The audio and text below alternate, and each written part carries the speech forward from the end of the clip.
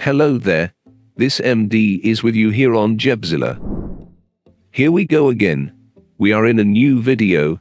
In this video, we are gonna talk about how to remove objects with the clone stamp tool in Adobe Photoshop. Stay tuned. The clone stamp in Photoshop is the tool to use when you need to copy existing detail as accurately as possible in order to remove something from an image. In this photo, we'll use this tool to remove one of the people in the crosswalk. So when you're doing retouching or object removal in Photoshop, it's always a good idea to keep your retouching on a separate layer so that the changes are non-destructive to the underlying image. So over here in the Layers panel, I'm gonna come down to the bottom and click on the Create a New Layer button to add a new empty layer above the background. And I'll double-click in its name. And let's just rename this layer and call it Retouching. I'm also going to click on the Lock Position button for this layer, and this will prevent the retouching layer from accidentally being moved and becoming unaligned with the background layer. I'm gonna come over to the toolbar, and I'm gonna select the Clone Stamp tool. Now in order to clone detail from the underlying image onto the new empty retouching layer, I have to make sure that up here in the options bar for the Clone Stamp tool, that the sample is set to current and below. The default setting for this tool is current layer, but that wouldn't work here because the current layer is empty and has no detail on it. So let me set that back to current and below. Next, I'm gonna zoom up to 100% using the shortcut of Command Option +0 on Mac, or Ctrl-Alt+0 on Windows. I'll hold down the spacebar to get the grabber hand, so I can move the image around and see this person here near the bottom of the crosswalk. I'm gonna make my clone stamp brush cursor a bit larger by tapping on the right bracket key several times. And now I'm gonna define a sample point. I'm gonna tell Photoshop where I want it to copy the detail from. So, I'm gonna move my cursor a little way over from the woman in the crosswalk there. And I'm gonna hold down the Option key on a Mac, or the Alt key on Windows. And I'm gonna line up that crosshair there with the edge of the white stripe. And with the Option or Alt key down, I'm going to click to define that as the sample point. And as I move this over here, you can see that there's a preview within the cursor of the detail that's going to be copied.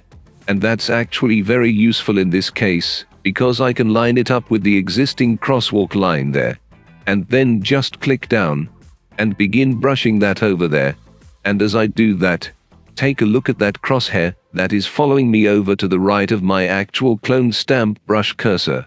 This is telling me where the detail is being copied from. And it's always a good idea to pay attention to that, because it's gonna give you a preview of when it might be about to move on to an area that you don't want to copy.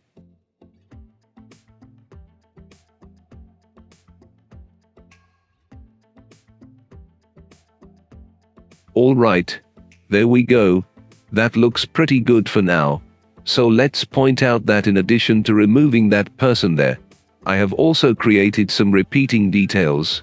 So you can see those here with this line. And this little angled line here are exact copies of those same elements over on the other side of the white stripe. And even some of these dark spots on the asphalt are exact copies.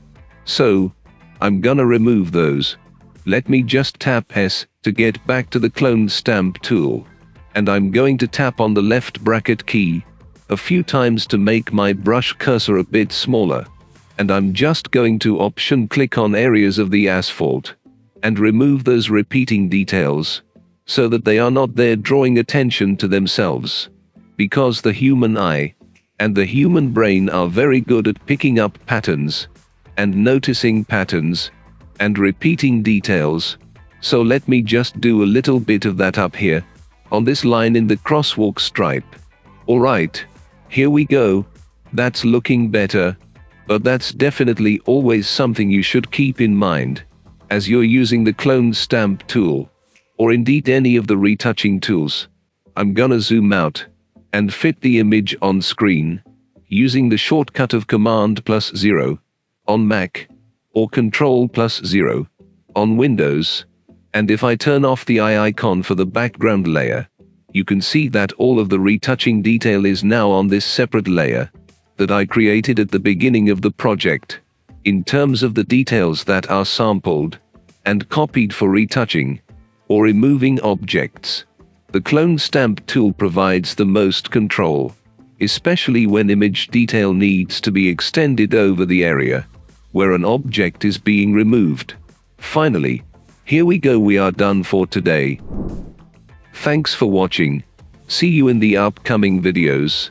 MD was with you here on GebZilla.